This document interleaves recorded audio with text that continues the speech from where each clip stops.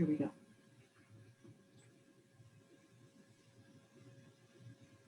Here we go. Good afternoon and welcome to the Ask Muva Lunch Hour Live, which is usually hosted every Wednesday from noon to 1 p.m. On behalf of Catherine Hicks, who is the Philadelphia Sunday Sun publisher. My name is Andrea Lawful Sanders, and I am your host for this event that we have every Wednesday. It is giving me great pleasure today to do something that we have never done before in the Ask Muva Lunch Hour Live. We are having the Black judicial candidates. Unapologetically, honey. Unapologetically, we're having the Black judicial candidates. Facebook just told me we were live. And so I am super stoked. I reached out to Catherine Hicks and I said, listen, the judicial candidates are not getting as much airtime as we would like to. I'm noticing that they have to spend all this money, and I'd really like people to get to know them. In case you did not know, we have a May primary starting on May 18th. It is already too late to register to vote if you haven't already. May 11th is the last day to get a mail-in ballot. And we have these fantastic people who are either already sitting on the bench or hope to sit on the bench at the magisterial level all the way up. All right. Who is Texas Chocolate? Lord have mercy. So Texas Chocolate. Okay, you get off. See who that is. I cannot wait to see who that is. Good afternoon, Chocolate. Can you open up your camera so I can see who this is, please? And I need you to change your name. Let's see. We're live, y'all. So I just need to make sure that everybody gets in here as quickly as possible. We're running a little bit longer today. More, can you open up your camera, please, so I can see who this is? Quickly, we're live on the air. Please and thank you. See, this is what happens. This is what happens. It may be Judge Mark Moore. That's what I'm hoping. Can you open up your camera for me, please?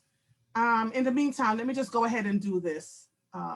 Lord, heaven help me to Jesus. Because this is what happens when you're running a live show. There we go.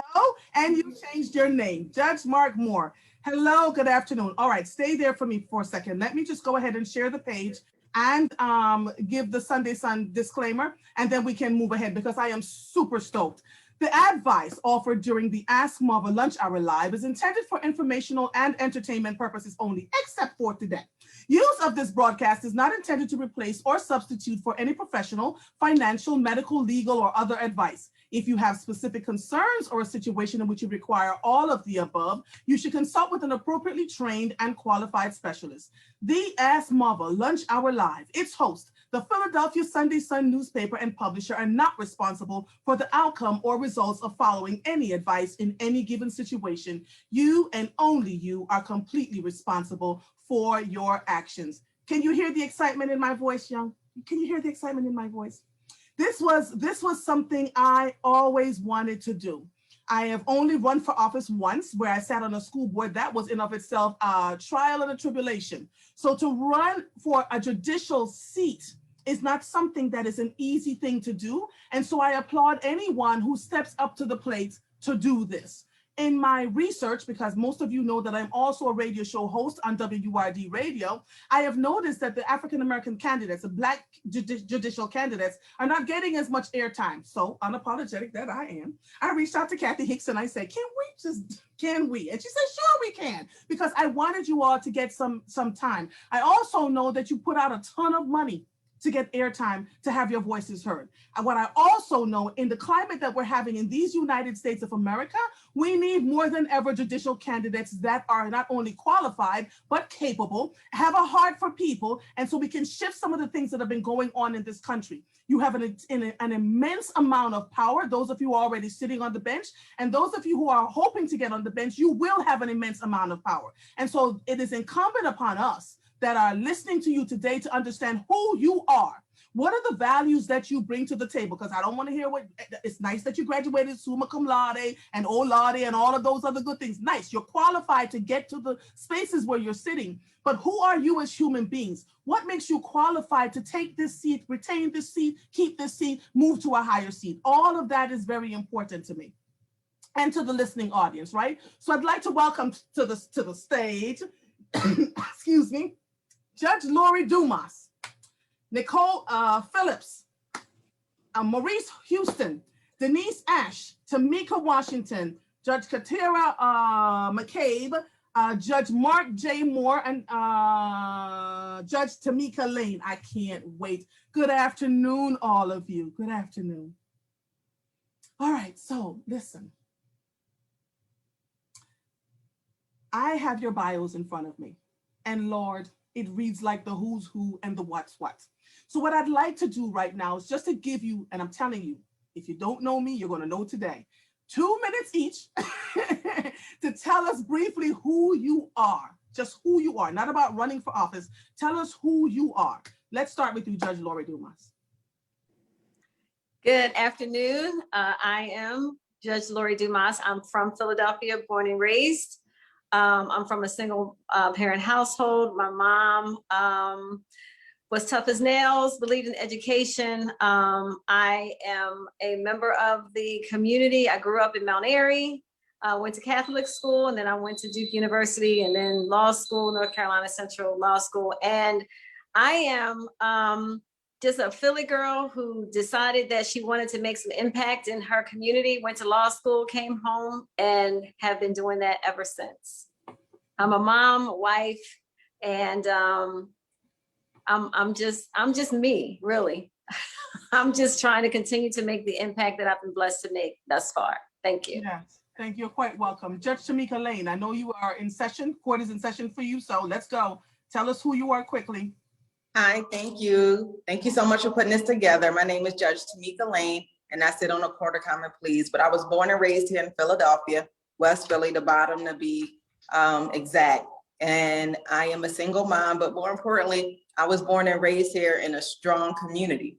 My grandmother worked in a cafeteria, and she always used to say, it ain't about you. It's not about you, honey, or your child or whatever. And that's how I live my life, because she's right. It's not about me. It's about being of service to others. And that's how I've lived my life, from a public school teacher to being a public defender, even now on the bench. And my daughter is now a sophomore. Well, now she's a junior because she took her last final at Howard University. And I'm just so grateful to be here. And we're pushing along because we know that our courts matter and judges matter and diversity matters. We need representation. And I have to run, but thank you so much. I really appreciate you, my CPL sister from Center for Progressive Leadership. So, all right, have a good day. And you know, Judge Tamika Lane, I'm the only one who has not run for higher office out of that class. Oh, well, you will. You will. No. You will. Nope. Yeah. All right. Thanks. Goodbye, guys. All right. See you soon. All right. Bye-bye. So now let me go to Judge Mark Moore. Let's go. 2 minutes, sir. Who are you? Yes. Good morning. Thank you so much. I'm Judge Mark Moore. I was appointed to the bench last year by Governor Wolf. I sit in criminal court. Born and raised here, Philadelphia, West Oak Lane. My parents, I'm the only child, 2 hardworking parents. They raised me. I'm part of the village. You know, I'm one of those where people say, you know, we work too hard to put you where you are for you to act like a fool. I love being an advocate. I've been a trial attorney for 21 years. Half of those years I've been a public servant. It's a pleasure, a privilege, and an honor to serve people. And to me, everybody needs a voice. That's why I'm an advocate. And that's why I love being in the position I'm in today. All right. Thank you. I love it. Everybody's paying attention now. Tamika Washington. Good afternoon. Good afternoon. Thank you so much for having me. You're welcome. Tell us. My name is Tamika Washington. I'm running for Common Pleas Judge in Philadelphia. I am the daughter of a registered nurse and a machine operator. I come from a working class family. I have been in Philadelphia for 20 years. I moved to Philadelphia and fell in love with this great city. I am a Temple Law graduate, and I have 4 beautiful Black sons. Myself and my husband, we live in Mount Airy, and I have been an advocate for the community for 20 years. I have started the Sharon Baptist Church Legal Ministry to help people get the resources that they need. And I've also helped people preserve their homes and a number of other things. So I thank you, and I look for your vote. I'm number 24 on the ballot. Well, come on now. Tamika was like, listen, I'm not playing. I might not get a chance to speak again, so I'm number 24 on the ballot. Stop playing with me. Nicole Tate Phillips, how are you? Good afternoon. I'm great. I'm great. Well, first of all, we share a first name. I can't remember if we went over that before. I am Andrea. Yes, that's what the A is. So I am Andrea Nicole Phillips, Tate Phillips. I am, I've been here like Tamika for 20 years. And what brought me here is the job that I wanted at the time was to be an assistant district attorney. I went to law school because I wanted to be an advocate for victims of crimes. And that's what I did for the majority of my career. For 15 years, I was a local and federal prosecutor advocating for victims and for communities affected by crime. I'm now a criminal defense attorney at Montgomery, McCracken, Walker, and Rhodes, where I practice white collar criminal defense, civil litigation, and government and internal investigations. But me, I am a mom. I am a proud mom of 4. I have 2 teenage sons. My last one just turned 16, so we're turning the corner. I have one on the way to college. We're just almost at decision making. And then I have 2 beautiful adult stepdaughters who are all of them are my pride and joy. And I've spent a lot of my time just following them and being their mom and enjoying their journey. I've been in the community working with our children and with our young people. I have a heart for young people and I have a heart for women. And so a lot of my work has been around women and empowerment and education and working with our young people with mentoring about their career options and legal rights and things of that nature. My heart is as a public servant. I love what I do now. I've always loved what I do. I make the best of wherever I am. But in my heart, I'm a public servant, and I believe that this is the time and this is the space on the Montgomery County Court of Common Pleas where I can make the greatest impact in the community. Because what are we? If we want to be in leadership, being in leadership is servant leadership. That's what I was taught. That's what I embody. And that's why I want to go onto the bench to bring what I have to the table for the betterment of my community. Thank you so much. Thank you so much. Maurice Houston, are you a judge yet? No, but if you say I am not at this point, but give me May 18th. Hopefully I'll come out of the primary. Okay. Victorious. Okay. And, where are you running, sir? well, I'm running for several reasons. One, diversity and inclusion is important on the bench. It's important that we have diversity on the bench because if we want to see public trust in the system needs to mirror the citizens of Philadelphia.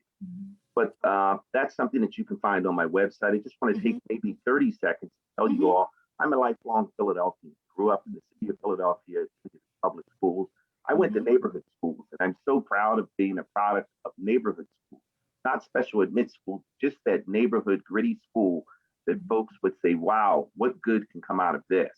Well, I had people at neighborhood schools who pushed me, not just my parents, but people in the neighborhood who other folks may have seen as someone who couldn't offer anything. But they would pull me aside and ask me one question from the time that I was 6 years old until the time I graduated from high school. The question was very simple and to the point. Are you going to be a credit to the race? And all my life, I've been trying to be a credit to the race. And for those of us that grew up in the 70s that understands exactly what that language is all about, I embodied that and I took that with me. I use most of my time to help students, put students in school through scholarship programs. I'm married, I live in the Germantown section. I'm excited about this race because this is the time that we must stand up. This is the time that we must be counted. It's impossible for anyone to win without the support of Black women. That's critical because I'm asking Black women. Thank you for recognizing. Well, now I think I should be entitled to at least another 15 seconds. Yes. So don't cut me off yet. But it is important that we recognize the power of the community. And I'm here saying, hey, I am a servant of the community. I've been in the community for 55 years, and I'm excited to go to the bench knowing that you have my back. Thank you all, and I look forward to saying something else as program. Oh, you will. I'll give you lots of room. I'm just having everyone introduce themselves for 2 minutes, and then I'm going in. The questions are not going to be easy either, because for those of you who know me, know this is not going to be a patty cake thing. Miss Ash, and then Judge Katera, Mccabe. Go on, Miss Ash. Tell us who you are. Good afternoon. I'm Denise Ash. I am running for the local magistrate judge here in Norristown, District 38115. I have been in this area, lived here for 25 years, but before then I came from Norfolk, Virginia, born and raised down south, attended one of the only HBCUs, Norfolk State University, majoring in accounting. Now, I was one of those raised in the hood. And, you know, when you're raised in the hood, you do what people tell you, or, you know, you're in trouble. So my mom always was one, she was a crossing guard, take care of people, don't treat people like you don't want to be treated. If you want something, you go after it. So, I mean, I've been here in Norristown, raised 2 boys here. I served 12 years on the Norristown School District, on the school board. I saw some of the treatment on those young people, and I decided I needed to do something, and that's why I ran for that position. I have a lot of kids. I tell people I have 2,000 kids. Don't play with them. And I'm going to be out there supporting them. And I've always been supportive in this community, because you can sit with your hands and holding your hands, but you're not going to get anything done. So once we went into the pandemic, I opened up my building where I work to be a food cupboard for people. People come every Wednesday and pick up their food. We have people here every day. We have a virtual lab here for kids. We gave out 1,200 COVID shots right here in this facility, because, you know, talking is one thing, but you got to do it. You got to put your money where your mouth is. So I've always been active in the community. I love serving the people. I do literacy training programs, work with the reentry population, because I like being transparent and giving back to where I was able to get. I want other people to get there too. So I am appointed, as our host would know, on the Police Law Enforcement Advisory Board from Governor Wolf. That's been an interesting journey that we're on. We hope to make a difference. And believe me, with your host and myself running our mouths, there's going to be some difference taking place in the community here. And with the judges, having judges to back us up and be in our corner is necessary. We have got to work together as people. So, you know, I'm not one for bashing people, putting anybody down. You put your money where your mouth is. And that's why my slogan that they're using is gets the job done, because I'm not playing.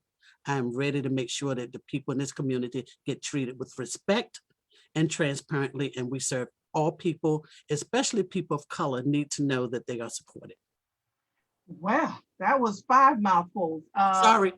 That's all right. Commissioner Ash and I, she's telling the truth. We both serve on the brand new Governor's Commission on Law Enforcement.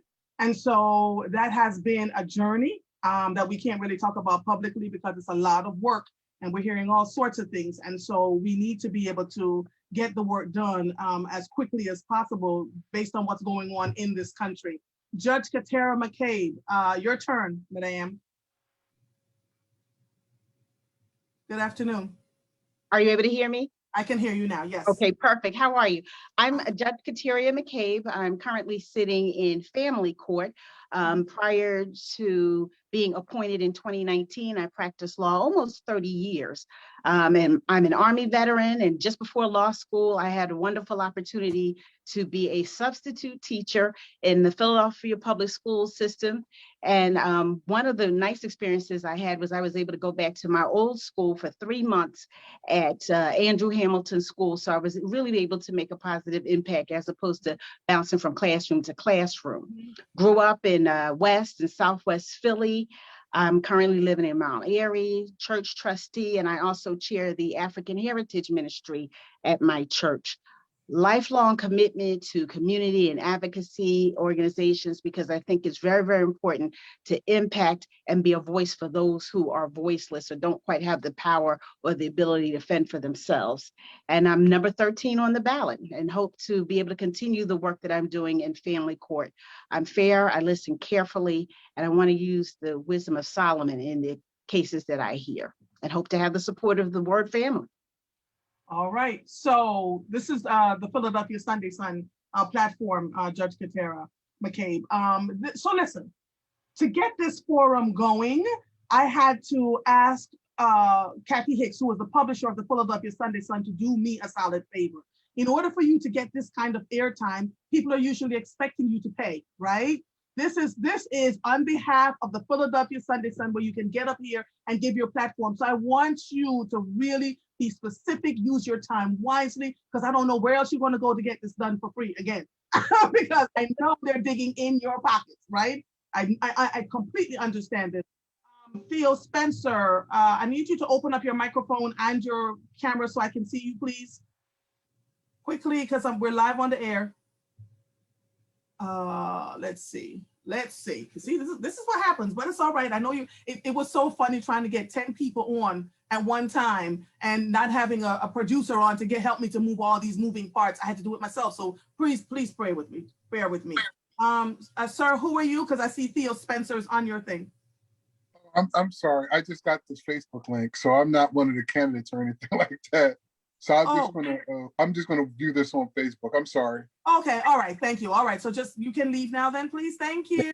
Thank you. All right. So here's my thought around all of this.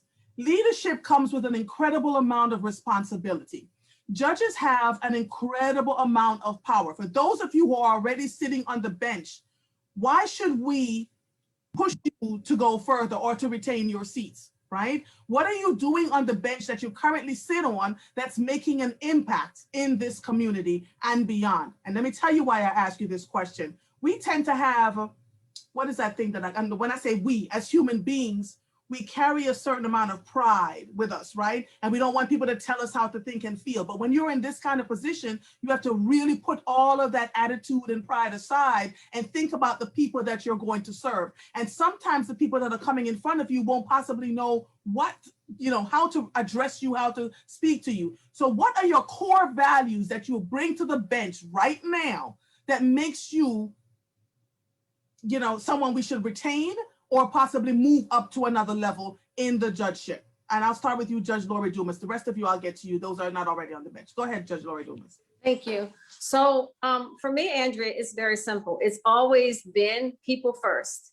And, as a judge, you have to every day make sure that is not just your motto or your mantra, but that is at your very core, because we are there as public servants and nothing more and nothing less. And, when we don't put people first is really when we do a disservice to the people that are there and to the community as a whole. Because, people take their experiences from the courtroom outside. Yes, and they talk about that, and they talk about how they were treated. They talk about, whether they felt that things were fair, or whether they thought the judge was nasty, or nice, or listened, right, or didn't. And so we are on the spotlight and in the spotlight when we are in the court and out of the court, actually, so we have a duty and an obligation to make sure that our courtrooms represent the best, the very best, that everything we do is done with a spirit of excellence, because we are teaching the children who are coming in front of us. Sometimes we are teaching the adults that are coming in front of us, and guess what? And sometimes they're teaching us. And we have to be open to that, because we don't know everything. And I have learned through this almost 20 years on the bench how to listen better, right? Because though we're sitting there, though we have education, though people voted us in, though we have the robe and the power and the authority, we don't know everything. And sometimes the things that we think are the best things to do are the best things to do for us and in our minds, but not the people who are standing in front of us. And so for me, it's just making sure that I bring my very best, that I'm prepared, that I know the law, right? But also that I do my heart check every single day to make sure that whatever stuff I have that's relevant to me, I'm checking that stuff at the door every single day and making sure that what I'm saying and what I'm doing and the decisions that I make are not tainted by anything outside of what is happening right there in that courtroom. Amen. Amen. Judge Moore, let's hear what you have to say. Thank you. I want to echo what Judge Dumas said. And let me say, I've appeared before Judge Dumas, and everything she says is exactly right. That's exactly how she is. Listen, the judge sets the tone. To me, I'm going to let people know that I'm fair, I'm effective, and I'm compassionate. Fair because, and what does that look like? First of all, it starts when you come in the door. Everybody matters. I've been in courtrooms where certain voices aren't heard. Some judges cut you off, depending on who you look like and depending upon what your name is and other certain your socioeconomic status. There are times when judges just give you, basically they will cut you off. Not in my courtroom at all. One of the things I said is if I was blessed to be on the bench, I want to be the kind of judge that I want to be. And you may not always agree with my rulings, but everybody who comes in front of me will get a fair, and they do get a fair shake. What does that mean? It means if you have 50 witnesses that you want to put on, you'll put on 50 witnesses. If in fact that you have an uncle who just decided he wants to testify and he's come from downtown and we have to wait, we'll wait. If it means that we have a necessary witness we have to take some time because she has childcare issues, then we do that. That's what it means, first of all, to be fair. Fair means everybody gets a chance to get heard, because that's crucial. If you go to court, first of all, we understand court is intimidating itself. Whether you're a victim, whether you're a defendant, court is intimidating itself, and the tone is set by the judge. I've been in courtrooms, and in my 21 years as an attorney, I've been in courtrooms where the judge is actually, you have to walk on eggshells because the judge has a bad day. I mean, that's crazy. You're a public servant, and all too often the black robe, gets to people's heads and makes them realize that, they are more than what they aren't. The black robe doesn't give you power at all. Judges aren't gods, and that's one of the main things that you keep in mind every day. As I said before, I'm from that community where the village raises you, where you respect everybody, you treat everybody like you want to be treated, and you understand that you stand on the shoulders. All of us black judges stand on the shoulders of some great people. I never lose sight of that fact. Like I said, my parents are one of those in my community. We work and sacrifice too hard to put you in that position. You better not embarrass us or act like a fool. So that's one of the main things. The other thing too is when you have individuals from the LGBT community, who want to be referred to in certain names. We do that. I don't care what the run sheet says or what the docket says. If you want to be referred to as they or he or she, that's what we refer you to. Little things make a difference. One of the things that I'm trying to do is trying to use the judiciary to change people's way of thinking. I've assigned some of individuals on my probation to read a book called As a Man Thinketh. It's a small 23-page book. It's a simple book, but the message is powerful, because to me, like what Carter G. Woodson said, if you can control a man's thinking, you control his actions. I don't want to control your thinking. I just want you to try to change on your own, because if you do, you don't need court intervention. And as God would have it, last week, a young man came in. I had put him on probation for low-level crime about a month and a half ago, brought him back for a status and asked him about how he was doing. He's doing well. He's working, and he read the book.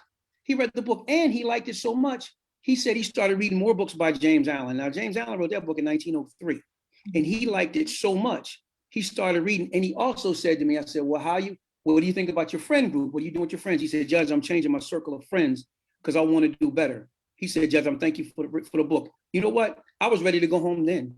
That he got it. And that's where we are. And I try to talk to him. I'm like, just man to man. You're a grown man. Why do you want to be, if you're on probation, you have to call every step you make. You don't need that. So I'm trying to use the judiciary, at least my position in my little lane, to try to affect some positive change where I can. Hey, we're not gods. You can't make somebody do anything, but if you're motivated to change on your own, that's where change happens.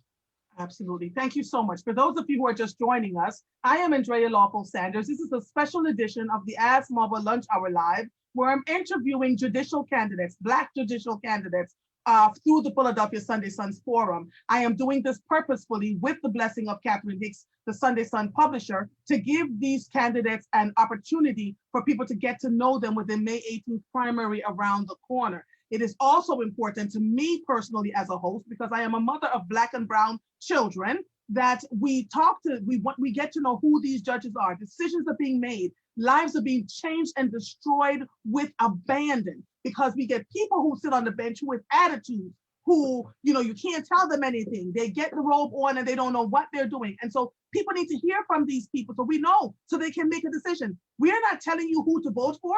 We're just giving you an idea of who's sitting in front of you so that you can make the decision from hearing them and what they have to say. Now, this is not an hour long. It's a little bit longer. I'm going to make it 2 hours just because it's a special forum so people can get to talk. Mr. Holston, I see you. I'm not ignoring you. I'm just going to finish this question with Judge Mccabe. Judge Mccabe, are you in family court? Because someone asked a question. Let me see. That says, are these judges willing to be transparent in their rulings, especially in family court where our families are being torn apart? So thank you again for the opportunity, and to just briefly answer the question that you asked previously. It's very important that people recognize that when you get on the bench, while you have an immense amount of power, don't let it go to your head. You have to remember that as judges, we literally impact people's lives from birth to death. And so I'm hoping that the readership pays very close attention to those who are running, because these are crucial, crucial decisions. I am in family court. I'm on the dependency side. And what that is the DHS cases. These are the cases of children who are neglected, abused, and or truant. And with over my 30 years of experience, I have appeared before some great judges and also the opposite of that. And I feel strongly that every experience is a learning experience. It's an opportunity to learn what to do or also what not to do. And that black robe syndrome or robitis, you won't see that here. I'm very respectful to everyone that comes to my courtroom. I listen carefully to not just the attorneys, but what the parents have to say, the case managers, and also the youth, because I don't want us just making decisions about and around the children. I want to make decisions with what they're going through, hear from them and listen carefully so that I can hopefully make the right decision in their cases. It's very important not to think that you know everything, you have the solution before you even hear all of the evidence. And you'd be surprised, some people ask, is there an age or cutoff age for youth? Some of my little ones testify better than the adults, believe it or not. And they are very frank. I've had case managers say, oh, judge, you know, that's a real quiet youth. They're not going to say anything. I get them back in the robing room and they're very crystal clear about what's going on. And they want me to know because they too want the best for themselves. And they speak very, very frankly and candidly. And I appreciate that. And it's important to give everyone equal opportunity. And when I say respectful, you know, but particularly in our community, I'm sure you've heard the phrase, put a handle to your name. Yes. Mr. and Ms. for everybody. And you'd be surprised how pleasantly surprised people are when you refer to them as a judge, the so-called important person with the black robe, calling someone Mr. or Ms. Because very often in our community, we don't get that level of respect, particularly when they come to the courtroom. And I think it can make a difference in the outcome and how you can be relatable. And people recognize that I really do want to hear the evidence and make decisions that are in the best interest of the children, as opposed to me decide with wrapping my arms around the family to make the better decision. Okay. It's important too in that role that, you know, people, you're a judge, especially working with young people and families. There's so much trauma happening there. You've got to be super careful. Mr. Holston, thank you for joining us. Briefly introduce yourself, please. Everybody got 2 minutes to introduce themselves, and then I'm going to, are you a sitting judge yet, or you were just running for a seat? You are muted, sir. Uh-oh. Can you find the unmute button for me? There we go. I'm sorry, I heard you. That's Can you hear me okay. now? That's okay. I'm very That's sorry. okay. Thank you. That's okay. No, so to answer your question, no, I am not a sitting judge. I'm actually running for a seat here in Norristown in District 38-115. Okay. All right. So you want to be a district magistrate? That is correct. Okay. And so give us 2 minutes of who you are, sir. Yes. So thank you for having the time to have me on here and introduce myself.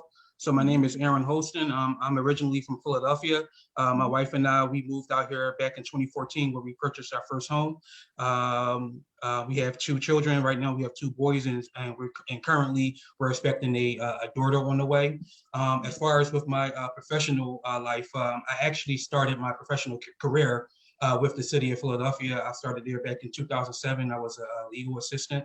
And while I was at the city of Philadelphia working within their law department, I was also going to law school at night, whereas I came out with my master's of jurisprudence with a concentration in corporate and business law.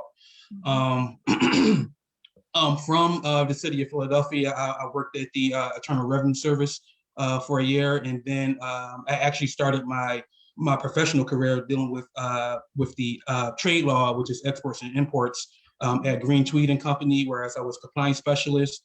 I left there. I went to Mccabe Advanced Electronics, which is they were a manufacturer of antenna systems, and then and I was an export compliance officer there. And then last year I started working with Mccabe Corp, whereas I was a trade compliance manager. As far as with my, for my like of the law, I mean, to me, it only made sense to continue on this track since, I have the education as well as the professional background as far as my experience. So to me, it only makes sense to stick with consistency.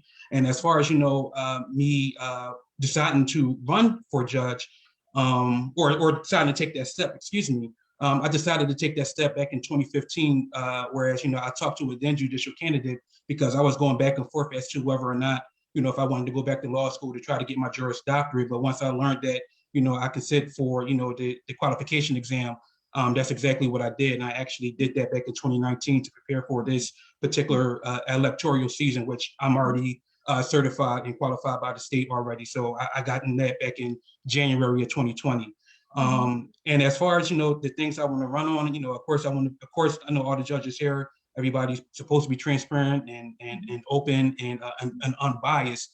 But what really made me want to run was that, I learned a long time ago that in order to, the elections that are the most important are your local elections, because those are the ones that directly affect you, regardless if it's from policy, if it's good or bad, as to who's your elected officials are, who's the chief of police, the mayor, it doesn't matter. So I will always tell anybody, I said, as much as we all get excited about the national elections and the midterm elections, it's more important to be involved at the local level, just because of the fact that, if you don't know where your money is going to or how it's being allocated, there's an issue right there. And then also, again, as I just stated, if you don't know, who's your chief of police or who's your council members, how do you know exactly what's really going on? So I think that's one of the biggest things to do as far as being involved, at the local level, specifically at the community level. And that's about it. All right, thank you. Amanda Green, I don't know who that is. Open your camera, please, so I can see. And if you're a judge candidate, well, there you go. Look at you, Ms. Hawkins. All right, hold on. I'm loving this. I'm just loving that so many of you have decided to join us. So we know that in the judicial system, there aren't enough Black and brown judges, right? Judicial candidates. We already also know what that means for us as citizenry in this country. For those of you who are running for office now, talk to us about what you heard these judges, the sitting judges, you heard what it takes. You can't have robitis or the black robe syndrome. You heard them clearly state this, right? So for those of you who are now running for a seat, either at the magisterial level, Court of Common Pleas, Montgomery County, Philadelphia, talk to us now about what this process has been like for you. What does it look like in terms of an endorsement, not having an endorsement, and how hard are you working for this seat, right? Because you put in so much time and effort. I'm going to start with you, Mr. Houston, and then I'm going to go to Andrea and Nicole Phillips. Well, thank you for giving me this opportunity again. I am not an endorsed candidate, but so let me just say two things. One, for those who are listening at home, it appears that individuals are misrepresenting the bar's recommendation. It has nothing to do with your qualification, because we're all qualified to be on the bench. The bar, the reason why they don't use the word not qualified or qualified is because they were sued. And for those that don't believe what I'm saying, go and look it up. We all have access to the internet. That's why they say recommended, not recommended, highly recommended. So what I want to say is, if you don't participate in their voluntary process, which I chose not to do because I'm entitled to do that, I chose not to participate in their process because historically they have not been fair to people of color. Mm-hmm. They have not been fair to individuals who are solo practitioners. I am a solo practitioner. I recognize they do not grade solo practitioners well. So I will not play your reindeer games. All right. Well, I'm loving this here conversation. We just got all the way live. Guess what? At the end of the day, you're Uh-huh. either going to know you're with someone who is honest or someone who is not. Okay. That's because honesty is important when it comes to saying you want to run for judge. So therefore, I did not submit to the process because I did not have to. So they rated me not recommended. Okay. I say that's a little unfair because individuals who do not know the process, they're under the impression that means you're not qualified.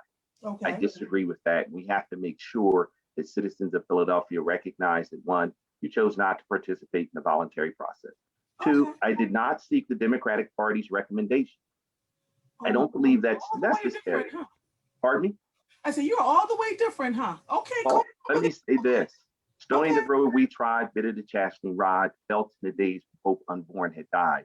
Yet with a steady beat, have not our weary feet brought us to the place for which our fathers sighed. Mhm, mhm. I understand where I come from. I understand the man that I am. I understand the community who has gotten me here so far. Mhm. Those are the people I'm looking for to support me. Those are the people I'm asking to endorse me with their vote. Mhm. I cannot go to organizations and ask them to endorse me. When we've watched this process, 2019, there were men and women of color who were endorsed and they still lost. Mhm. Do you expect me to have faith in that particular system? Mhm. I'm coming to the people of Philadelphia saying, please elect me because I am a man of the people. I understand the law. I am qualified to practice law here in the Commonwealth of Pennsylvania. I have never been written up before in the past. I have clients who will stand and vouch for me, ask my clients about my reputation in the community, ask those clients about my representation, helping individuals who decided they wanted to go to college. And me and my wife, we don't have children of our own. So we invest in other kids going to college. We invest in children who say, hey, I want to have something at Christmas time through Frontiers International, where I previously served as a president of the organization. We would take approximately 200 students to Target and give them $75 of college for lunch. Those individuals who didn't have Christmas, we made sure that they had. I'm an active member of Alpha Phi Alpha Fraternity Incorporated here in the city of Philadelphia. I'm also a sitting president in that organization. I sit as president of Zeta Omicron Lambda chapter, and I'm excited to tell you all that because that organization is synonymous with doing work in the community. So it's those types. Go ahead. 1 second. Let me say this to you because I want you to be very clear. This is why this forum exists, right? There have been those of us who have been endorsed and still didn't get the support. You know, we were endorsed on paper, which is why this forum is incredibly important. Where they're endorsed on paper and then all kinds of shenanigans was happening behind the scenes. And that's why this forum is so important, right? So whether you're endorsed or not, it's all about who you are as the person. What are you bringing to the table? And how are you able to get the word out? I've seen people who were not endorsed, sir, who got into office, right? That is correct. I want you to take heart in that and understand that Absolutely. the process is different for different people. We appreciate that all the way over here, okay? Absolutely. And, Okay. and that's why I thank you for having this forum for all candidates who are interested in becoming public servants on the bench. Yes. And so I thought that question had come up. So it is different when you're running without the endorsement, but it's not impossible. That means you have to work a little harder. You have to lace your boots up and tie them up and get out there and interact with the people that you want to come before you on the bench. And I'm prepared to do that. All right. So while stick a pin in that for me, Mr. Houston, for those of you who are sitting, were you endorsed? Because I saw something in the news that said the Philadelphia judges, the Black judges, none of the Black judges were endorsed. I'm looking at Judge Dumas's face. Listen. Could I offer one thing here? Could I just say one more thing? And sure, I'm not going to say anything else after this. But keep in mind when it comes to the bar recommendation, because this is something that I think we just need to be careful with and how it's used. Okay. And if someone wants to talk to me offline, you can. I'll let people. But I'll let you all give your information when the show is ending. I'll let people give your information on how people can reach you. Okay. So the last thing I want to say is with these bar recommendations, it's part of the agreement with the Bar Association that if you are sitting as a judge, they have to recommend you. They cannot give you a not recommended if you are sitting. I have the documentation. I'll show you all. I can demonstrate. I can show you exactly what I'm talking about. So this is not even so much about the bar, but the party, right? Because we have Black and brown people running for these positions. And when we looked at who the party recommended, I didn't see a Black face. Did I miss something? Judge Dumas, did I miss something? Well, There were Black people that were recommended this time, weren't there, Maurice? Not Yeah. not by the bar. I'm not talking about the bar. Oh, you mean the party? The party, the party endorsed individuals this time around. Okay, good. All right, Yeah, just making this sure. time. See, I'm not always right. See how that Yeah. works out? I would ask Judge Mccabe and Judge Moore to speak up on that piece because I chose not to go that route. Oh, Right, can absolutely. I just say something though? I just want to, and I know I've known Maurice. Maurice and I have served on boards together many moons ago. So we are friends. And I know the position that he's in. I have been there, right? Because I was a sole practitioner when I first tried to get on the bench as well. What I will also say in defense of Judge Moore and Judge Mccabe, who are really fighting to stay on the bench. Yes. I, as the senior person and jurist on this call, am going to tell them not to answer Maurice's question. I will talk, let me talk, because I don't want them to jeopardize themselves. Because let me tell you, because they're fighting. They're really fighting. I'm on the bench already. So if God doesn't see fit for me to move up, I'm still a judge, right? And so if they're not successful, then they have to leave their post. And we need them there. And we need Maurice there. We need all of these brown faces on these courts, right? And I especially commend the Black men that are standing up to put themselves through this process, wherever it is on any of these courts, because it is not easy. But our people, and especially our kids, need to see these Black men in these positions of power, right? Because so much they have seen has been just the opposite. So it is important for you guys to be here, and it's important for you to be on in these seats, so that you can begin to do what you need to do with the power and with the not just the power, the knowledge, the competence, but also the passion and the purpose of being in these seats, which impact the lives of our people. Okay, so I'm going to say that. Okay. As it relates to the party and to the recommendation of the bar, we're in a political process, and it's political from 1 to 1,000. Everything about it is political. Right. And we sign up for that when we decide to run, and whether we participate in the process or not is our decision. And I don't have any issue with how Maurice is traveling at all. And guess what? And without the recommendation, and without the city committees, Democratic city committees endorsement, he may win. Right. I don't know. Absolutely. Because at the end of the day, it's about the voters. Right.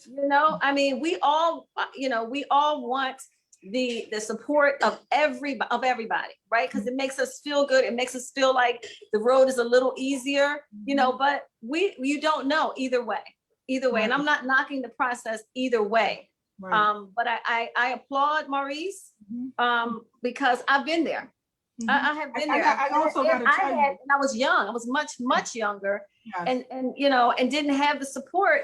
It worked out like really quickly, but it is what it is. It's just a process that, and I liken it to pledging a sorority or fraternity, childbirth, and taking the bar. Those three things, I'm telling you, this process is all wrapped into one. It's grueling. It is grueling. And I commend everybody for throwing their hat in the ring wherever you are. I'm so excited. It's the process. Yeah, I'm so excited to hear you. This is becoming a real conversation. I'm loving it. Can I just jump in real quick? Watching on social media go in, here listening with my mail-in ballot in hand. People are watching, right? And so they want to get to know who you are. And that's why this forum is incredibly important. I remember Judge Lane, when she was running, she didn't get support in the beginning either. And she was like, I'm running anyway. Quit her job and everything. And look where she is. She's sitting on the bench. So you don't always get the support, but this is why it's important to me. I need to know where your headspace is, because you're putting in so much time and effort and money, right, to do this. There are 8 seats and 16 people running in the Philadelphia quarter. So it's a lot. And in Montgomery County, how many people running for how many positions, Nicole? There's 1 seat available, and at this point, I am the only one left running. Better come on. Can I add? Sorry. Okay. Praise be Black Jesus. Okay. How did you end up? How did you end up? Woo. Well, I appreciate all the comments that have been made, and it is an absolute individual choice, and that's our political process, right? I did, however, go through the process in Montgomery County. I did seek the recommendation of the Bar Association. I will talk about that a little bit because I do think voters should know what that looks like for those who do decide to go through the process. And so for our process, the Montgomery Bar Association had a packet in which we had to talk about our education, our experience, our community activity, as well as give a number of individuals to serve as references. I had to give 5 judges. I had to give defense attorneys that I've practiced against, and also attorneys who know me from that Montgomery County, who practice in Montgomery County. So overall, my packet contained about 20 attorneys who were called about me, about my temperament, about my practice, about my judgment, and the things of that nature that are important to a judge, the qualifications of a judge. And then I had to sit for an interview. Actually, with the Montgomery Bar Association, I had 2 interviews, sort of a pre-screen and then a full interview of a panel of about 30 attorneys who are members of the Montgomery Bar Association, and he peppered me with questions. Ultimately, out of that process, I was recommended by the Bar Association. Subsequent to that process was a similar vetting process through the the Montgomery County Democratic Committee, a very similar application process or questionnaire, they call it. Also a vetting of references and also an interview. That committee consisted of about 25 individuals. And remember, we're on Zoom this time as well, so that was interesting. But those were a conglomerate of lawyers as well as non-lawyers, representative of the entire Montgomery County community. So again, we're talking from Cheltenham to Jenkintown to Pottstown to Limerick. They tried to make sure that that panel was representative of the entire county in various ways. And I had an interview process from that as well. And I did come out as the endorsed candidate. In Montgomery County, the endorsements coincide with the number of seats available. So because there's only 1 vacant seat, they only had 1 endorsed candidate, and that was myself. And the Judicial Selection Committee that I just described for the party then made that recommendation to the full Montgomery County Democratic Committee, which was about 500 individuals who were on a Zoom. We had about a 4-hour Zoom hearing, not a hearing, but meeting, if you will. And with all the slates of recommended candidates, and then there was a vote from there. And so that their recommendation was affirmed by the full committee. So that is the process in Montgomery County, and I did receive the endorsement. So that process, from the time you kind of announce in November, all of that wrapped up around February. And during that time, you're meeting committees, you're talking to committees, you're talking about who you are and your platform, and you're going from meeting to meeting to meeting, letting people know who you are, so that by the time they got to that endorsement meeting in February, they had heard from you 1, 2, 3, 4 times, had an opportunity to ask you questions and decide who they wanted to vote for at that time. So what's interesting to me, the process is different depending on where you live. Yes. In Montgomery County, how much money do you have to raise to run for a judicial seat? We're at about, well, it depends on how many people are in the race. It could be, because that money goes to help the party and the candidates go forward. And so we're working together to put forth the candidates, on the Democratic ballots, if you will. And so, if there's multiple candidates, you're splitting that budget up about $150,000. You can split it up with multiple candidates, but if you don't have any folks that you're running with, well, there you go. $150,000.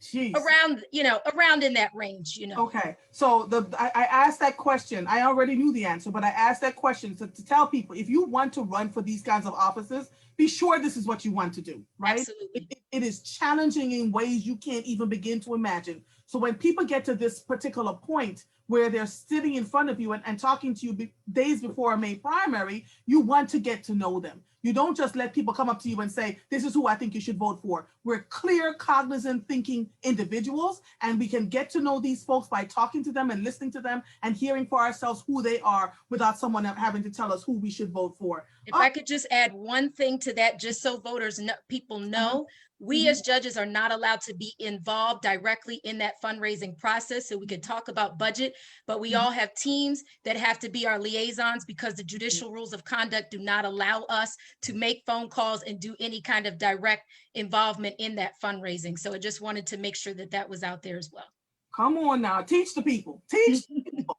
All right, before I go to Tamika Washington and Denise and Aaron, let me talk to Amanda Green Hawkins. What are you running for, madam? Thank you so much. I am Amanda Green Hawkins, and I am running for Pennsylvania's Commonwealth Court. Oh, so you passed Philadelphia, you going up the street. Okay. So tell us, have you been sitting on the bench before? Or this is your first? I have not. I am a lawyer in Pittsburgh with the Steelworkers Union, and I have close to 20 years of experience as a union lawyer here in Pittsburgh. Okay. And how many positions are open in the Commonwealth Court? There are two. There are two vacancies, yes. 2 vacancies. And how many people are running for those 2 vacancies? There are 4 Democrats seeking the Democratic nomination, and then there are 2 Republicans as well. Well, and of the 4 Democrats, how many are Black? 3. There are 3 of them, and one of them, Judge Dumas, is on the Zoom. Yes, I see her. I just had to look. I said, Judge Dumas, a court of coming. had to look. This is interesting. So tell us, you've not sat on. You're from Pittsburgh, and you've decided to run for the Commonwealth Court. Tell us why. Because my experience is certainly in line with the work of the Commonwealth Court. When I began my career close to 20 years ago with the Steelworkers Union, I started doing appellate work. I started appearing in federal appellate courts, the Sixth Circuit, for example, U.S. Court of Appeals for the Sixth Circuit. Appellate work is what I know, and it's been the crux of my career. Reading those decisions made from the administrative agencies below, as we say, and then appealing them to a higher court or authority for review. That has been the work of my career. And the Commonwealth Court hears appeals from state administrative agencies. And it also handles matters concerning election law.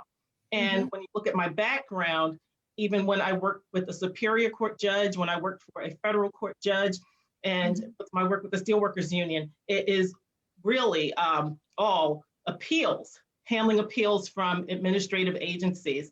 And while there have been arbitration hearings I've done, there have been administrative agency hearings that I've done, my career is mostly rooted in appellate work. So that's why I'm running for Commonwealth Court.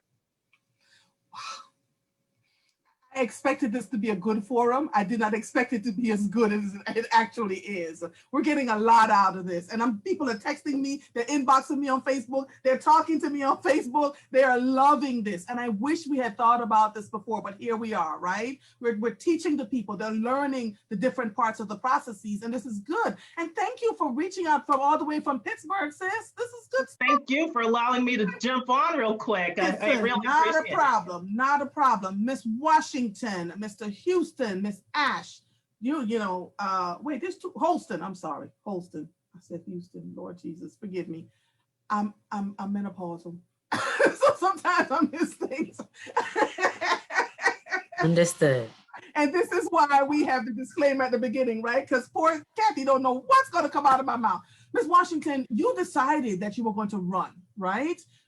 You heard talking. What do you want to add to this about your competencies and the core values that you bring to the table? Why are you putting out all this time and energy and money to do this?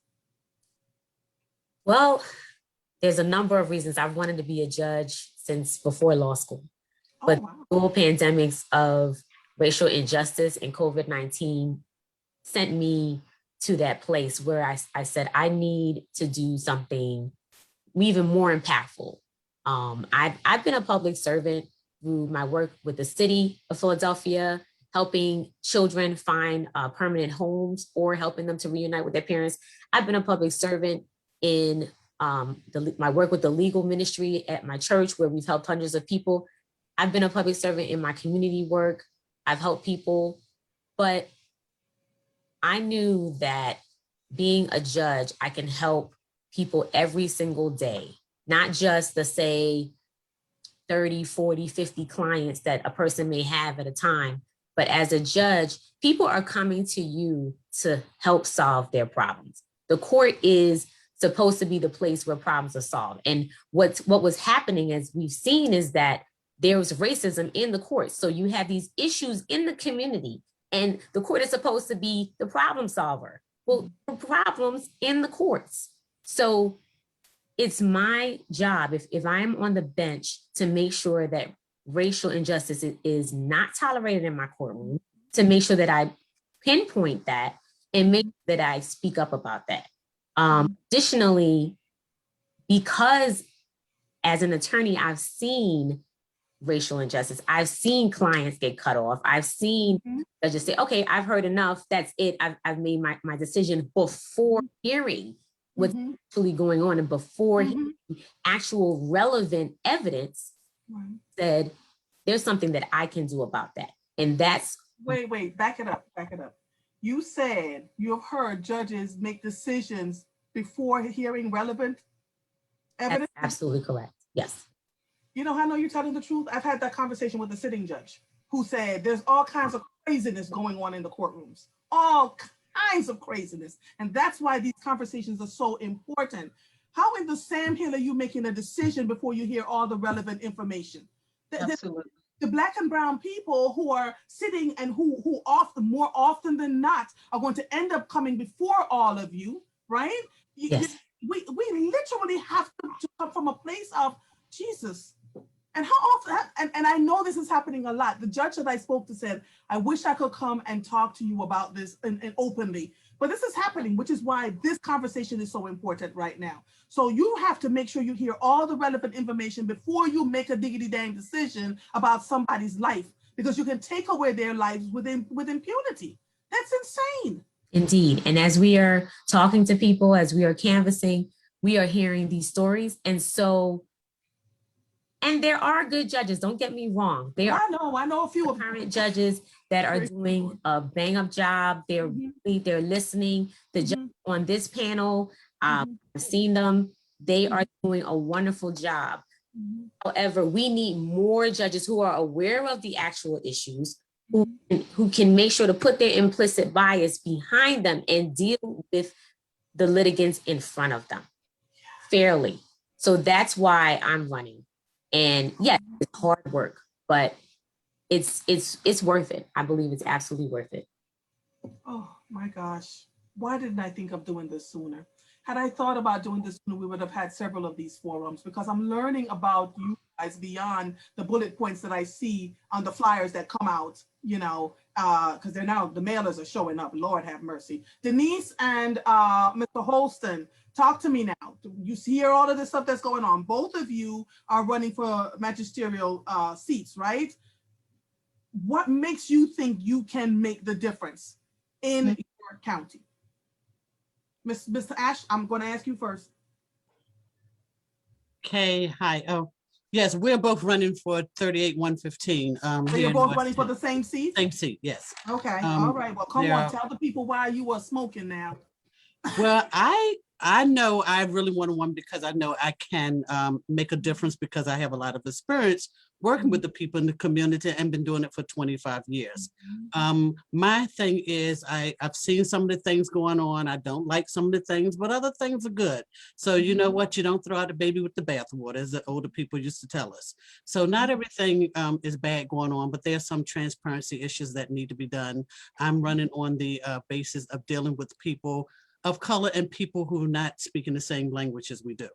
I have a partnership already with the translation service that I do here at my organization that will be able to translate some of the information that's being given to people when they come in and they can't understand English. Why should they have to pay the bill for a lawyer to come in and translate for them when they're coming to court and they can't afford it? So I think that kind of hurts people's get really the right decision made for them because they don't understand what you're saying. Right. Also, you know, I have I'm looking for like proven defense for people who are coming in, not just to, like the way I say it is to not give options to lock them up, but give them options to lift them up. And in my current position, I deal with a lot of partners and organizations through reentry programs and with the courts that if a person comes in, there should be another option that you can give them. Right. There can be a discussion had with them as what they can do differently so they don't come back in front of you. They needed to be treated like people. They need to be treated fairly. So, you know, with me being in this human service field for over 30 years, I have built up a lot of relationships and partnerships with people that can help me at this point. That was my reason for waiting to serve when I was ready and knew I was ready to do it. Also, you know, with the other positions and being involved in the new position with racial bias in policing and so forth, I think now's the time that I will be able to have some type of backups for some things that happen, some things that may happen to do things better, because I am hearing about some little issues that are happening here in the community from some of our clients that come through my agency that have gotten out of 30 years of being incarcerated or even just being in the Montgomery County Correctional Facility and what has been done in the mistreatment to them. So that was my reason for doing it and deciding that now was my time to make a difference. And I've been involved, you know, on a legal sense for years and dealing with my kids. I mean, I have, you know, children here in the building. I've been doing a camp program and an after school program for over 15 years. One thing I do every year is to introduce them to the judicial system, take them to the county courthouse. We have been in the DJ's office. They have heard little amount of cases, so they know, and it kind of interests them and give them an interest into the system. So, you know, to see people sitting there 7, 8 years old, asking questions that some of the grown people don't answer is amazing. So, I mean, and out of the mouths of babes, they'll tell you exactly what, you know, they think. So, you know, I feel like now, since I am at the point where I've raised my kids, they've moved on. I am now, you know, it's not an empty nester because my baby's 31 years old.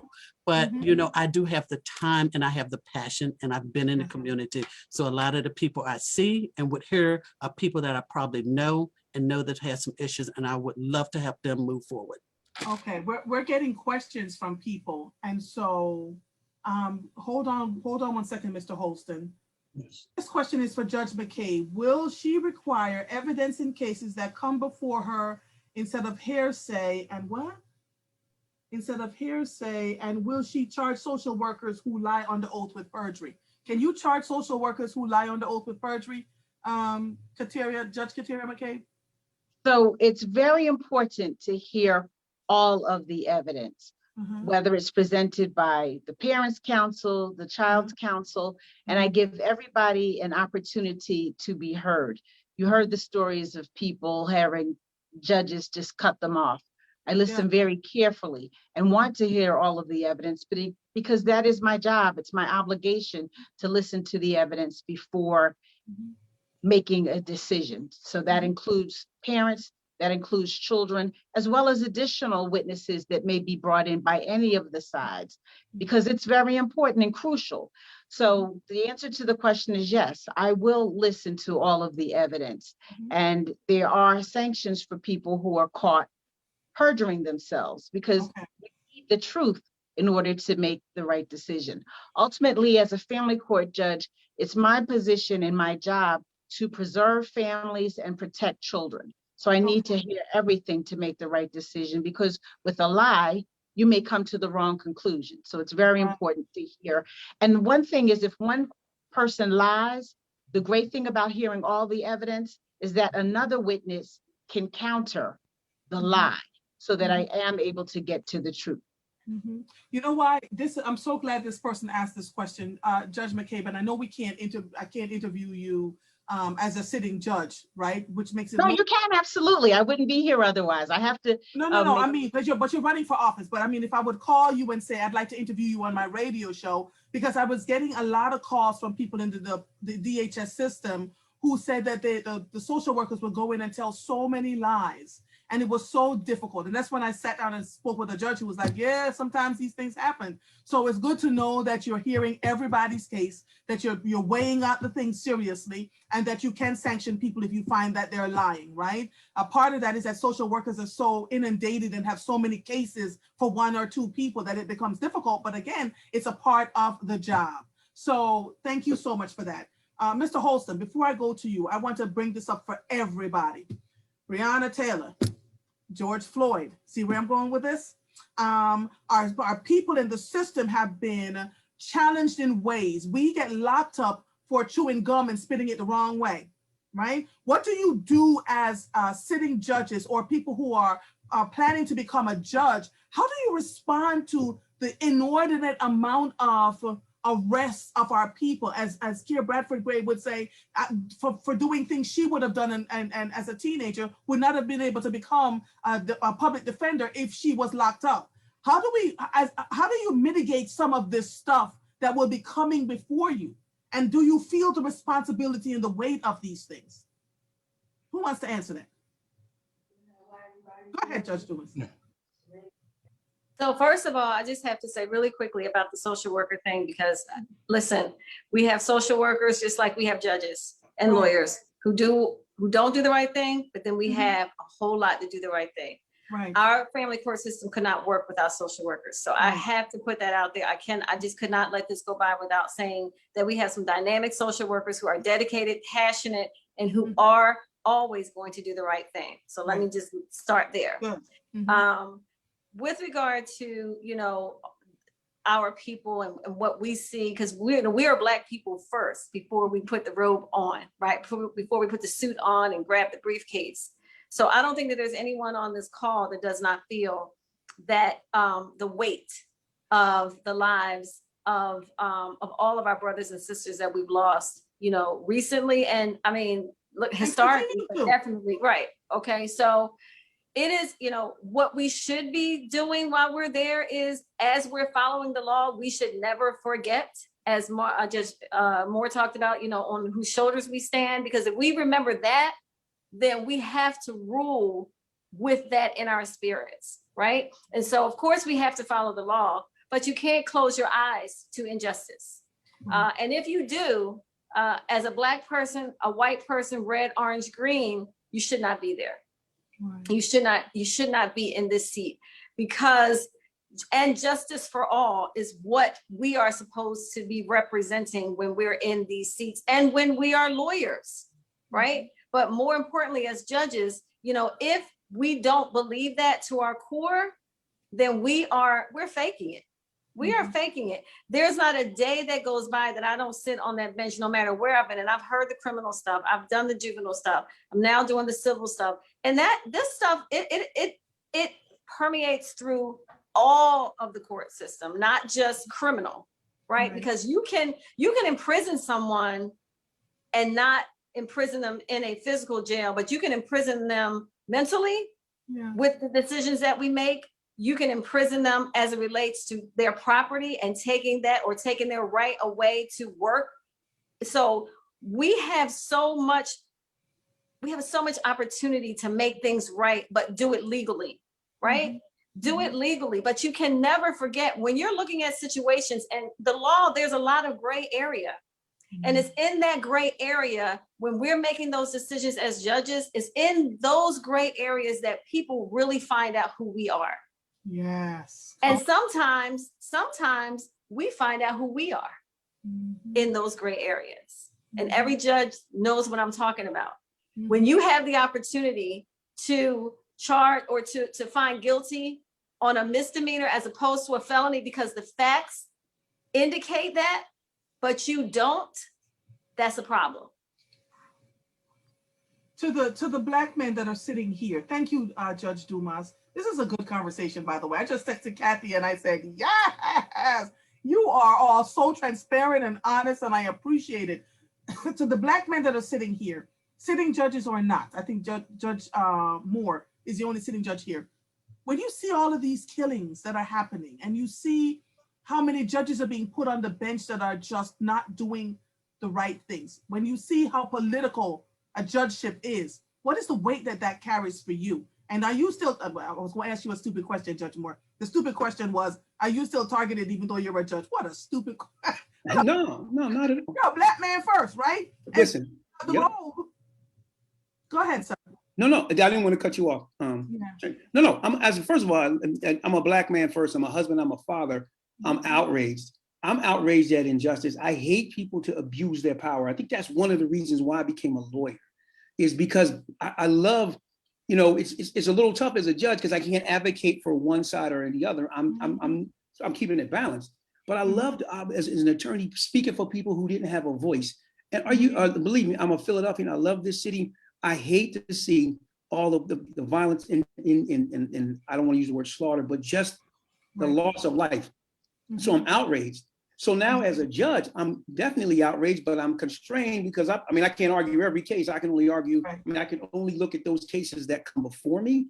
But what I can do is off the bench, when I can join organizations that do speak out, that allow me to. I'm active through my fraternity, Kappa Alpha Psi. I'm active through my church, New Covenant Church of Philadelphia. So I'm speaking out where I can. On the bench, we have judicial ethics where there's certain things you can't disclose. And I'm fine with that. Listen, I understood that when I took the bench. But no, listen, it's to the point where I can't even turn the TV on anymore because it just hurts my heart. Because what we're losing is our best and brightest. We're losing our chief judges, chief justices, head of operations, men and women. I have 2 daughters who are in college. And listen, I fear when they walk out, I fear for other people's children. So no, we're not immune to it. There may be some constraints that we have, but no, we have to use those voices that we can speak out outside of the courtroom when we can. And like Judge Dumas said, when you have a case where, listen, as black judges, we look at certain cases through that filter of cultural sensitivity. I understand when you have an individual, young Black male, who lists a certain place as his home address, when in reality, what he is sleeping on his aunt's couch, or he's sleeping on his aunt's cot in a basement. Most people think that that's not a arrangement, but I know people like that. That's his house, that's his address, that's fine. We can understand that. When people say, I'm a hack, basically we know what that means. We know individual in a neighborhood who goes and does errands for people and takes some money. We understand that. So there's a cultural lens that we look at life through and look at these cases through that other folks just don't bring, and they're well-meaning, but they just don't live that same experience. Yeah. If I could jump in for a minute, I think it's also incumbent, in my practice as an attorney too, to take the knowledge we have and take it out to our community. Don't just hold it to say I'm a lawyer, but do something with it. And one of the things that I have done in my work with the community, my work with reentry court, is gone out to our young people to educate them. Because truth be told, Andrea, you know it, you've worked in the schools, you worked in Abington schools and with kids. What was just a suspension worthy thing 20 years ago, they are calling the cops now. Yeah, and putting them out. Yeah. So I'm going out talking to our kids. I'm saying, listen, a school fight, when I was in school, you got a suspension and you went home. You're now going to be charged with simple assault, or you're going to be charged with aggravated assault. You can enter the system at 10 years old. These things, you have to be aware, because some of it is just kids being kids, but they don't recognize what's happening and what's going to happen. And if the police are called, what do you need to know? You need to wait for your parents, and don't let anybody tell you that you don't need to wait for your parents. Things like that. We've got to empower our people with the knowledge so that A, hopefully we can do some prevention. And then, but B, if it happens, how do you navigate the system for your best interest so that your rights are protected and your best interests are protected? I've done the same thing with the reentry court program, opportunity to go and talk to the women in the prison who at the federal detention center who are about to be released back into society. We as women from the PDs, the Federal Defender's Office, the U.S. Attorney's Office, and the reentry court program, we went in and we talked to them about, okay, this is what you need to know going out to get ready to be successful and never come back here again. These are let's have real talk. And we talked about real scenarios that got them there in the first place. Relationships, following the wrong thing. Again, just not understanding that going to cash that bad check to help you get a little farther along with your rent is going to have all these implications.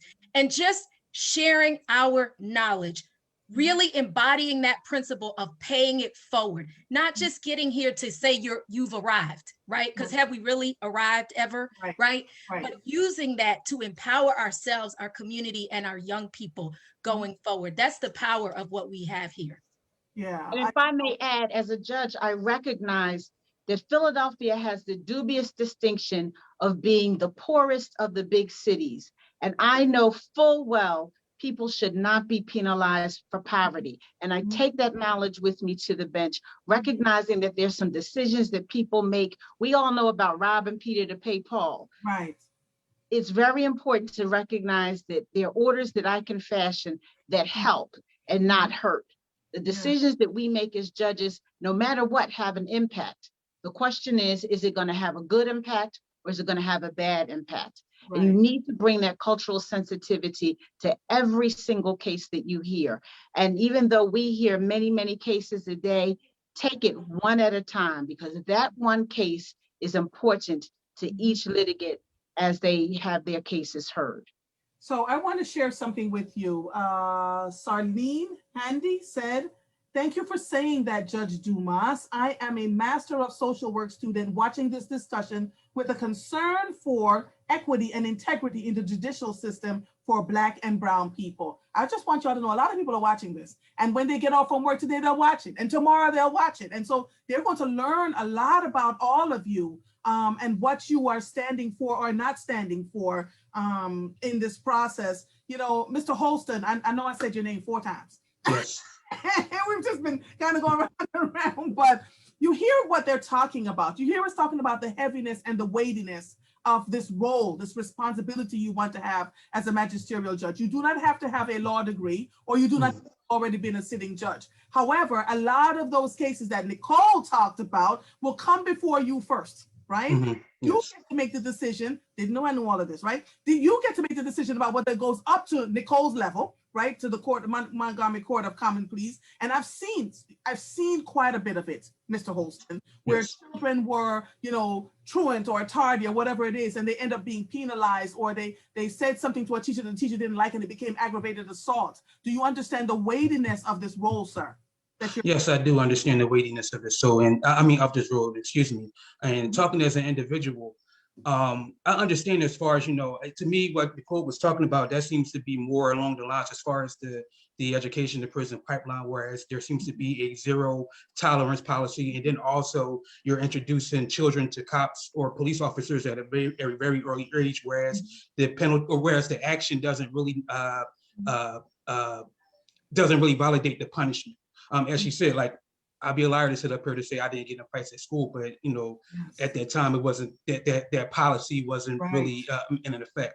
And as far as with the judicial system, I could talk to this from my own experience. I remember back when I was 20, I was cited for underage drinking, and I was really mad for 2 reasons. One, because of the fact that particular day I didn't really want to drink, but I gave in to peer pressure, and I literally had a beer. And then secondly, after it was because of a party, but the cops, they were called there because of, you know, under false pretenses. And I was like, wow, if I actually had an understanding of the law as the way that I do now, you know, I could have actually fought that, and more than likely it would have probably came out in my defense, just because of the fact that what was the probable cause. So, you know, so if I was to become elected as a judge, you know, first of all, it's like, well, does this person really need to be here because they're truant? I would rather understand why are they here. I would rather understand what is the root of the problem as opposed to just dealing with the symptom.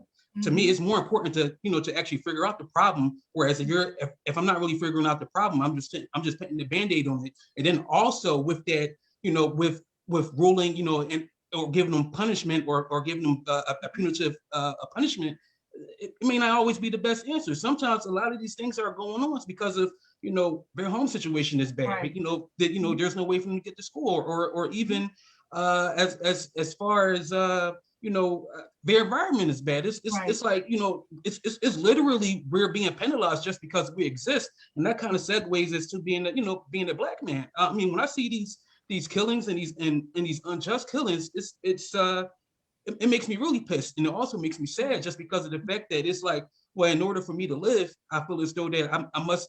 It's not even about being respectful, because I think most people are respectful, but I feel as though I need to be submissive, and I refuse to be submissive. And then secondly, I got children.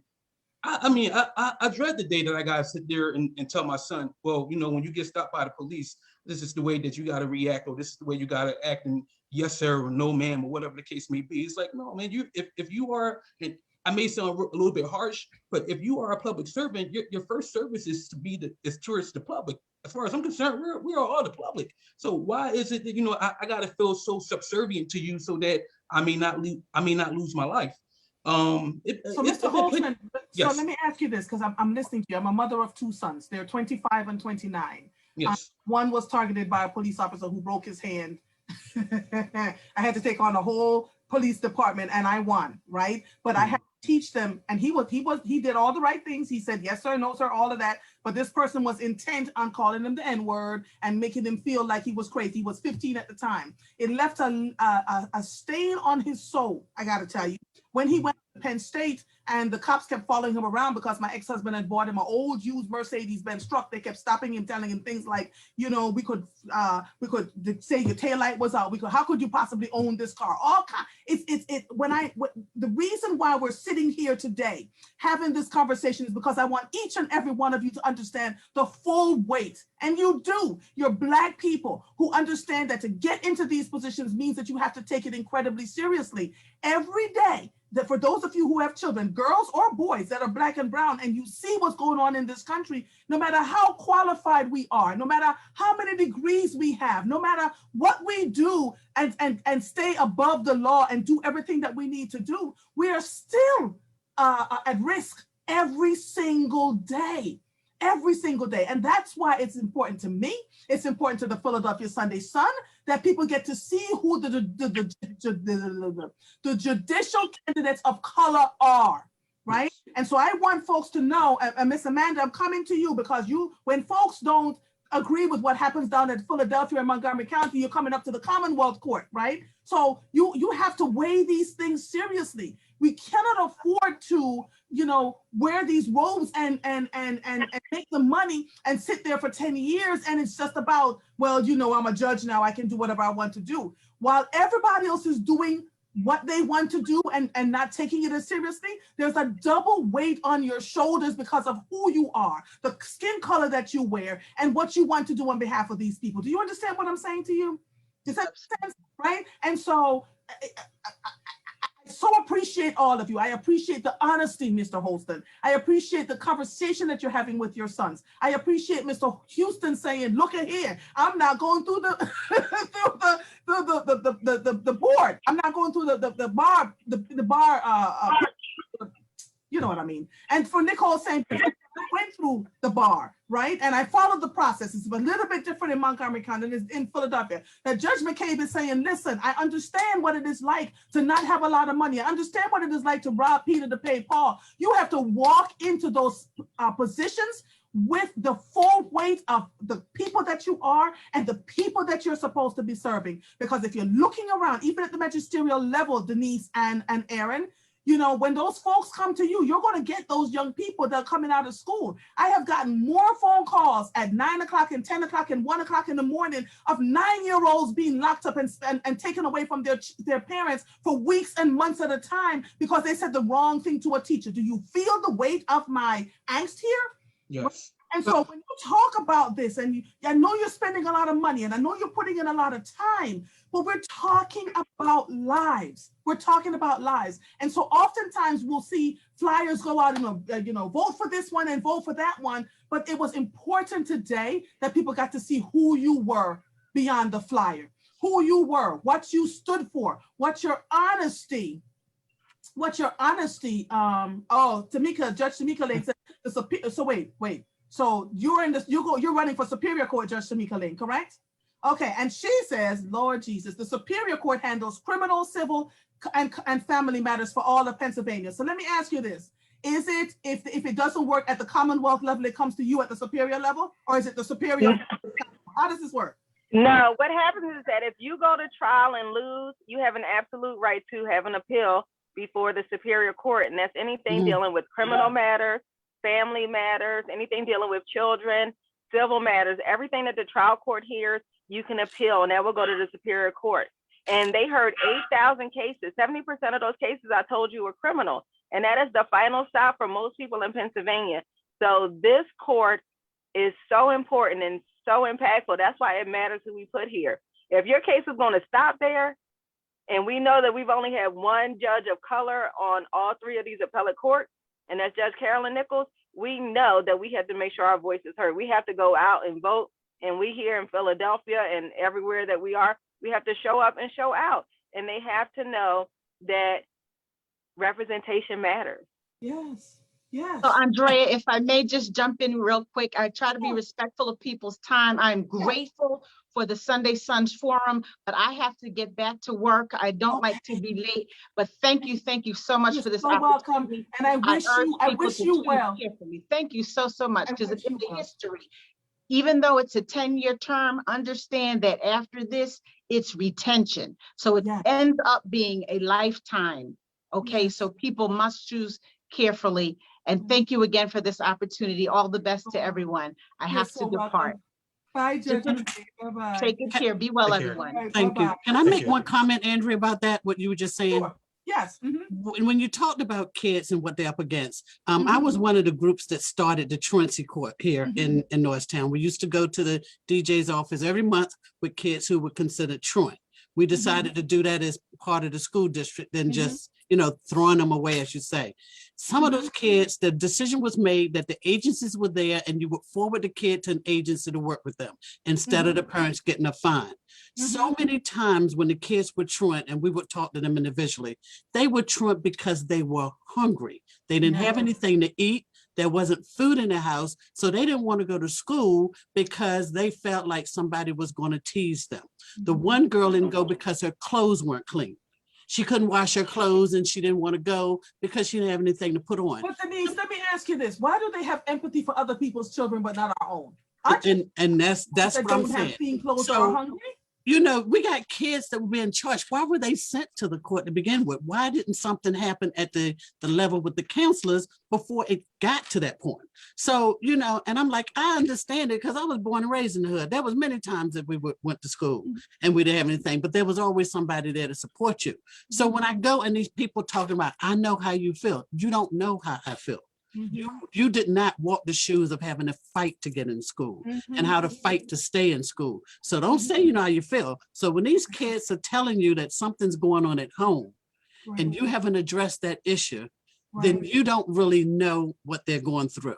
But when these courts were fining a parent $400 for a kid being truant, if the parent can't afford to feed their kid, they can afford to pay you for a court fee. And then you put something on their record.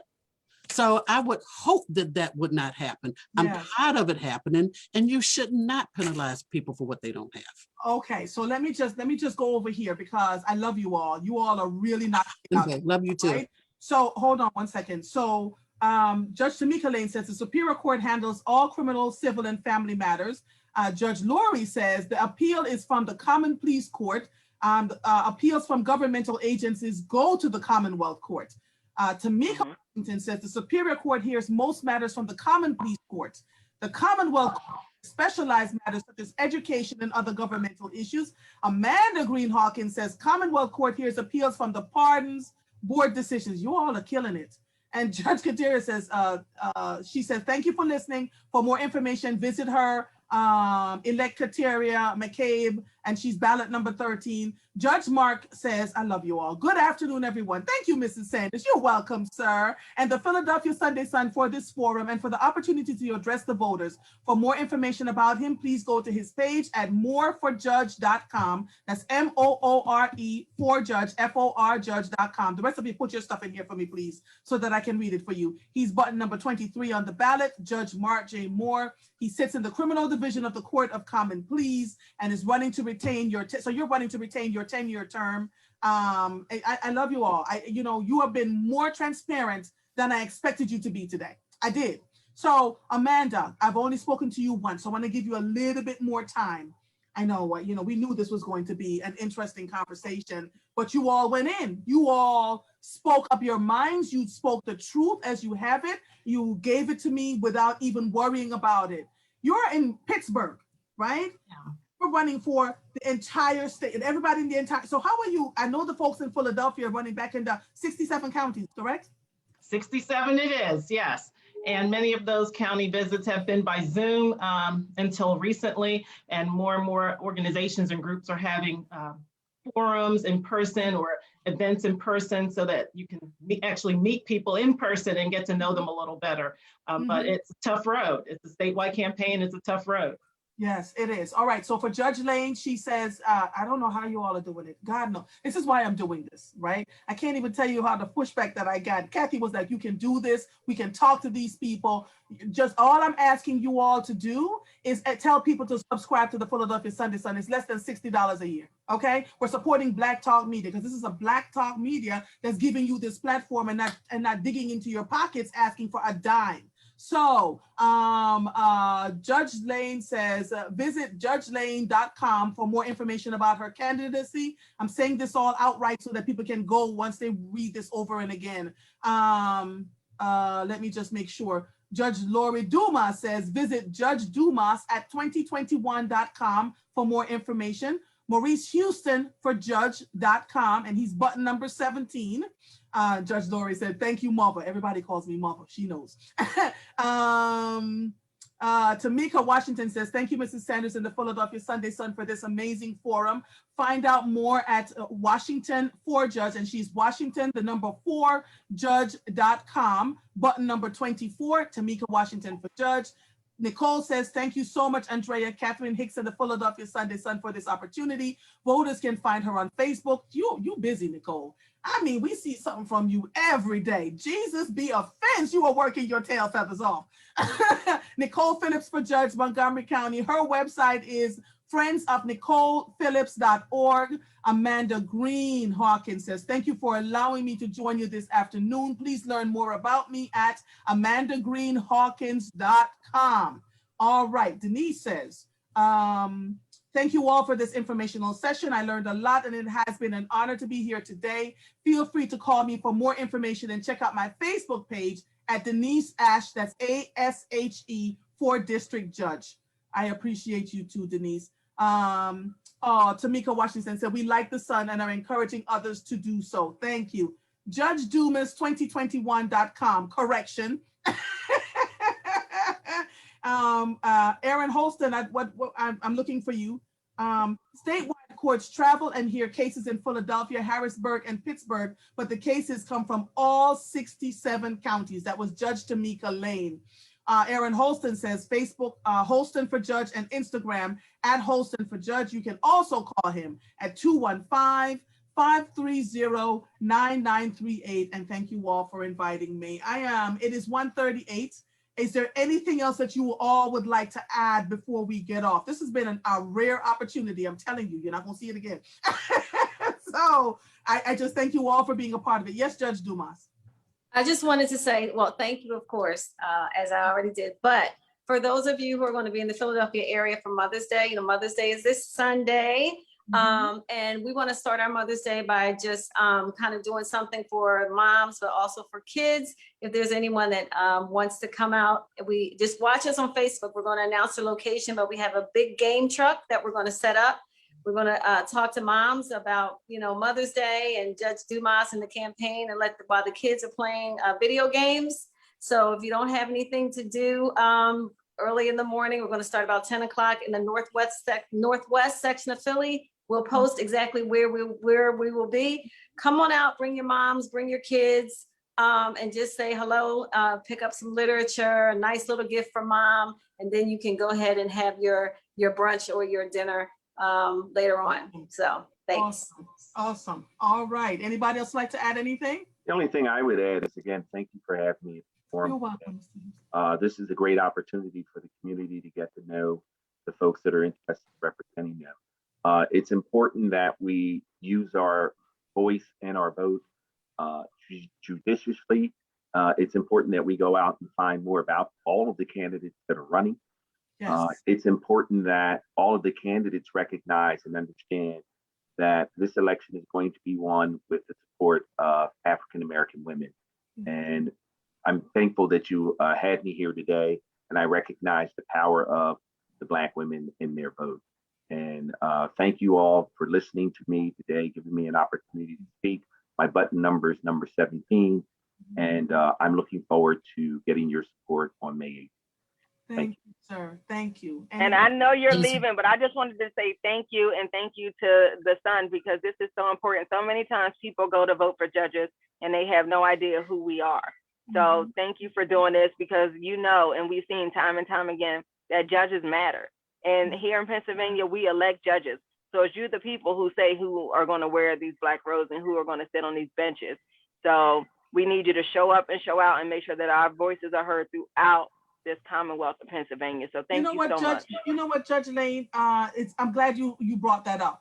In some states, judges are appointed. In Pennsylvania, they're still elected. And so it's important that we not sleep on these primaries, which is why I'm talking about this so much. People go to sleep and say, well, it's only the primaries. It's not a presidential election. I don't have to come out. People have lost seats over 1 or 2 votes. And so it is very important that we continue to have these kinds of conversations, right? Judge Moore says you can also email him at mjmooreforjudge@gmail.com. All right, so do me a favor. There's a Facebook page up in the Philadelphia Sunday Sun. Go put all your information in there so that the folks can see it when they go back. All right, Tamika, I saw that. Thank you so much. If I could, thank you so much, Andrea, for having us today. This is an amazing forum. Thank you for allowing us to just outreach to the voters, and please make sure you do your research. There's also some constitutional questions on that ballot that are important for this entire state. Thank you, and please make sure you go out and vote. Judge Laurie Dumas said something that you all need to do. Please remember that statewide judicial candidates will be on every ballot in Pennsylvania. Do you hear what I'm saying to you? So you have to look out for that.